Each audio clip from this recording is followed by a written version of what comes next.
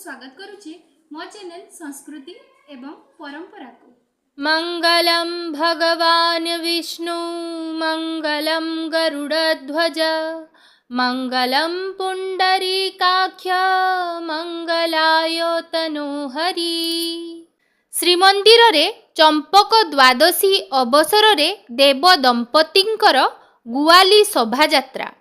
चंपक द्वादशी बा ज्येष्ठ शुक्ल द्वादशी रे श्रीमंदिर रे देव दंपतिंक गुआली शोभायात्रा छत्तीसा निजोग सेवायत मानंक पक्षरु अनुष्ठित करा जाई थाए। देव दंपति तथा प्रभु मदन मोहन एवं देवी श्रीदेवी अर्थात माँ रुक्मिणी नगर परिक्रमा सहित पंक्ति भोग ग्रहण करती।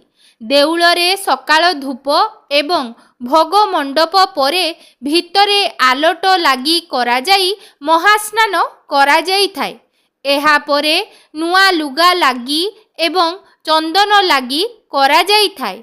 मध्याह्न धूप परे देव दंपतिंकु भितरकु विजे करा जाए एवं परे वंदापना होई आज्ञामाळ प्रदान करा जाई थाए। झुलण मंडप तले थिबा पालिंकी रे प्रभु मदन मोहन एवं श्रीदेवी अर्थात माँ रुक्मिणी को विजे करा जाई थाए। शोभा यात्रा रे श्रीमंदिर प्रदक्षिण करी सिंह द्वार देई बड़दाण्ड रे श्रीनगर ठारे खटकू विजे करा जाई थाए। सेठी महासुआरंक द्वारा प्रस्तुत पिठा पंच उपचार रे पूजा एवं मणही होई थाए। गजपतिंक परिवारर नारी माने श्रीनगर ठारे प्रभु एवं देवींकु वंदापना करी भेटी प्रदान करिथांती। एहा परे बर कन्या सेवक मानंक द्वारा नगर परिक्रमा करिबा सहित पंक्ति भोग ग्रहण करंती। देवादेवींक शोभायात्रा देउलरू बाहारी श्रीनगर बालीसाही जियर स्वामी मठ बराही ठाकुराणी मंदिर हाटमुंड एवं हरचंडी साही देई श्री जम्बेश्वरंक मंदिर रे पहुंचंती। सेठारे पंचुग्रासी भोग सहित वंदापना मध्य होई थाए। सेठारू देवादेवी माने मणिकर्णिका साही और श्री कपाल मोचन मंदिर सम्मुख रास्ता देई श्रीमंदिर को बाहुडा विजे करिथांती। कदाचित कालिंदी तट विपिन संगीत करबो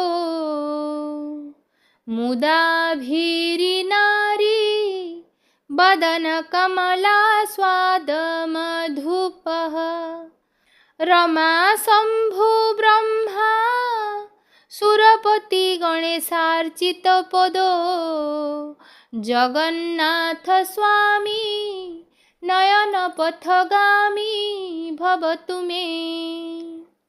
तेबे पवित्र ज्येष्ठ शुक्ल द्वादशी बा चंपक द्वादशीर पावन अवसर रे श्रीमंदिर रे महाप्रभु एवं माँ रुक्मिणींकर विवाह उत्सव संपन्न हेबा परे देव दंपतिंकर गुआली शोभायात्रा किपरि भाबरे खूब आडंबर सहकारे अनुष्ठित करा जाई थाए सेही दिव्य दुर्लभ दृश्य को देखिबा सहित प्रभु मदन मोहन एवं माँ रुक्मिणी नगर परिक्रमा करी किपरि भाबरे श्रीनगर को विजे होई सेठारे वंदापना होई पंक्ति भोग ग्रहण करी पुणी श्रीमंदिर को प्रत्यावर्तन करिथांती सेही अपूर्व मनोहर दृश्य को आमे माने मध्य आगकू वीडियो माध्यम रे देखिनेबा चलंतु।